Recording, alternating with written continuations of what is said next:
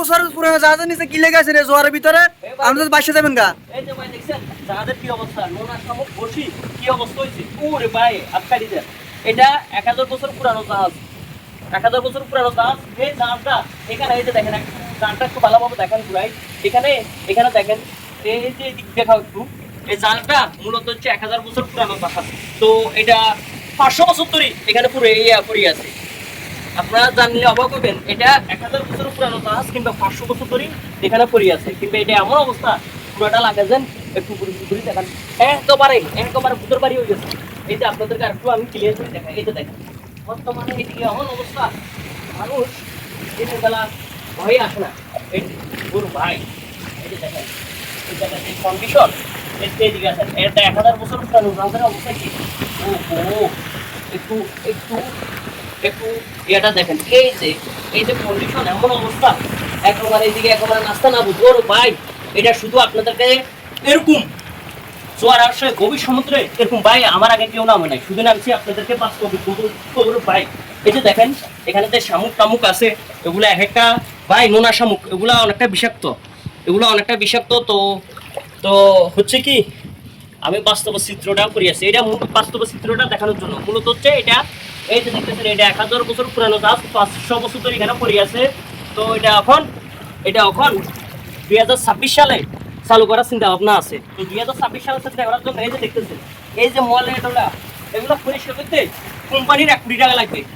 এই যে ময়লা যেগুলো দেখতেছেন, ময়লা টয়লা যেগুলো দেখতেছেন, ওগুলা পরিষ্কার করতে কোম্পানির 1 কোটি টাকা লাগবে।